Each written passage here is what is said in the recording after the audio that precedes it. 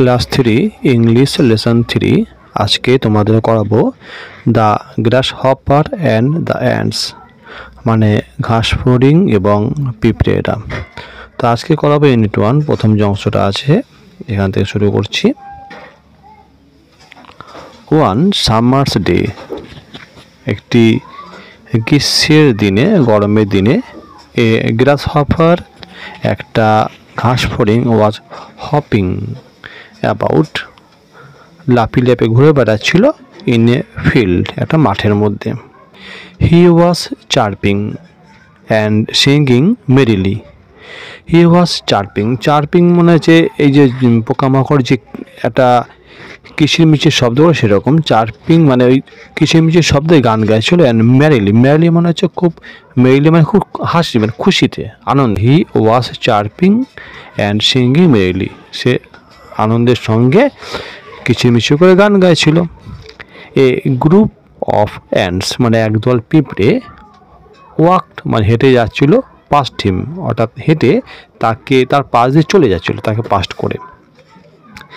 দে carried, তারা বই নিয়ে যাচ্ছিল। দেখো ক্যারি বানানো হচ্ছে CARRY, ক্যারি। যখন পাস্ট টেন্স করা হচ্ছে তখন হচ্ছে এটা ওয়াইটা উঠে হয়ে যাচ্ছে IED, এই যেখানে আছে না ক্যারিড, IED যোগ করা আছে লাস্টে, ওয়াই উঠে গিয়ে, ঠিক আছে। তাহলে দে ক্যারিড, তারা বয়ে নিয়ে যাচ্ছিল প্লাম্প, প্লাম্প মানে মোটা বড় বড়, সিডস অফ কর্ন, শস্যের দানা। তাহলে পিঁপড়েগুলো কী করছিল? মোটা মোটা শস্যের দানা বয়ে নিয়ে যাচ্ছিল। Where are you going with those heavy things, তোমরা কোথায় যাচ্ছ ওই ভারী জিনিসগুলো নিয়ে? আস্কড দ্য গ্রাস হপার, তাহলে ঘাস ফড়িং জিজ্ঞাসা করলো ওদেরকে যে তোমরা এত ভারী ভারী জিনিস নিয়ে কোথায় যাচ্ছ? উইদাউট স্টপিং মানে না থেমে, পিঁপড়েগুলো তো নিয়ে যাচ্ছে বীজগুলোকে, থামছে না, হাঁটতে হাঁটতে বলছে। দ্য ফার্স্ট অ্যান্ড রিপ্লাই, মানে প্রথম যে পিঁপড়ে ছিল লাইনের মধ্যে, সেই রিপ্লাইকে উত্তর দিল, টু আওয়ার অ্যান্ট হিল, আমাদের পিঁপড়ের ঢিবিতে। এখানে হিল মানে পাহাড়, কিন্তু আমরা বলবো এখানে পিঁপড়ের ঢিবি, যে পিঁপড়ে থাকে। This is the third seed I am carrying today, আমি যে নিয়ে যাচ্ছি আজকে এটা হচ্ছে আমার 3 নম্বর বীজ। তার মানে কি আগে দোকানে গিয়ে ওখানে রেখে আসে।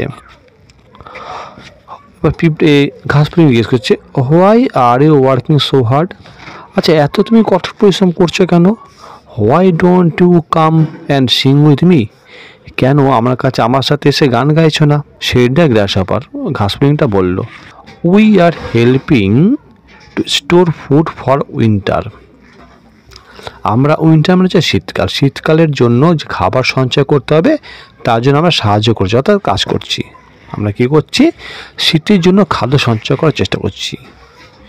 ইউ শুড বলছে, you should also do the same, তোমার এই একই কাজ করা উচিত। এখানে শুড মানে উচিত, তার মানে কি একে বলছে, ঘাস ফড়িংকে বলছে পিঁপড়েগুলো যে তোমারও এটাই করা উচিত। সে দেন পিঁপড়েটা বলল, উইন্টার ইজ ফার অ্যাওয়ে, শীত তো অনেক দূরে আছে, মানে অনেক দেরিতে শীত আছে। It is a lovely day to play, এর আজকে তো খেলার জন্য ভালো সুন্দর দিন একটা। শ্যাং দ্য গ্রাস হপার, মানে গ্রাস হপার বা ঘাস ফড়িং গান গেয়ে গিয়ে বলল। এবার আসে নিচের অংশটা।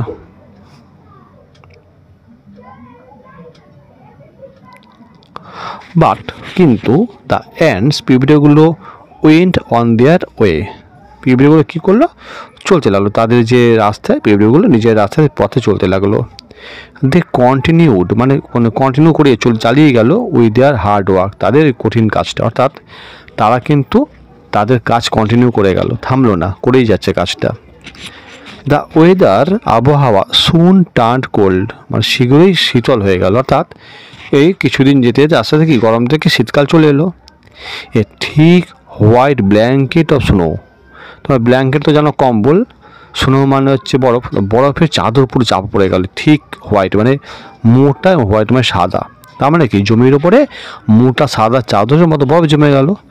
কভার্ড মানে ঢাকা হয়ে গেল all the food lying in the field, মাঠে যেখানে খাবার থাকে না, মাঠে তো গাছ মানে শস্য জন্মায়, তারপর পুরো সাদা বরফের মতো আর চাদরের মতো পুরো বরফ জমে গেছে।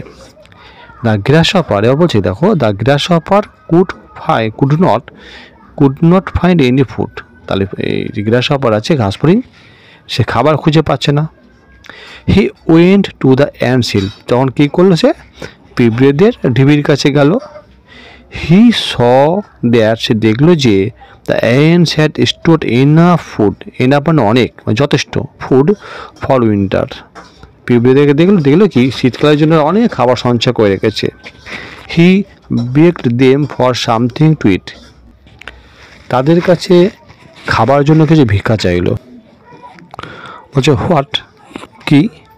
Cried the ants in surprise, অবাক হয়ে পিঁপড়েগুলো জিজ্ঞাসা করলো, haven't you stored anything for the winter, শীতকালের জন্য কি তুমি কিছু সঞ্চয় করোনি? What are you doing all summer, সারা গ্রীষ্মকালে তুমি কি করছিলে? I did not have time, আমার টাইম ছিল না টু স্টোর এনি ফুড, কোনো খাবার জমা করার জন্য। মানে ও বলছে সেইটাই গ্রাসহপার বলছে কি যে না আমার তো সময় ছিল না যে খাবার জমা করব। I was so busy playing music, কেন আমি মিউজিকে বিয়েছিলাম, অর্থাৎ গান বাজনাতেই আমি মত্ত ছিলাম সেই সময়, ওই জন্য আমার খাবার সঞ্চয় করার টাইমটা পাইনি। দ্য অ্যান্টস শুক দেয়ার হেডস ইন ডিসগাস্ট, মানে রেগে গিয়ে এই পিঁপড়েগুলো তার মাথা নাড়লো। They turn theirs back on the grasshopper and, তারা উল্টে ঘুরে গেল, গ্রাসহপার তো ছিল দাঁড়িয়ে দরজার সামনে ঘাসফড়িং, উল্টে ঘুরে গেল and went on their work, নিজেদের কাজে তারা চলে গেল। তার মানে ও সারা গ্রীষ্মকালে কোনো খাবার সঞ্চয় করেনি, তাই শীতকালে ওই গ্রাসহপারের কাছে কোনো খাবার ছিল না। আর পিঁপড়েরা সারা গরমকালে খুব কঠোর পরিশ্রম করেছে, শীতকালের জন্য তাদের খাবার ছিল, অভাব হয়নি। তাহলে এই গল্পটা দ্বারা বোঝানো গেল যে আমাদের যখন সময় ভালো যায় তখন আমাদের কিছু সঞ্চয় করা দরকার, যাতে দুঃসময় আসলে আমাদের সেটা কাজে লাগে।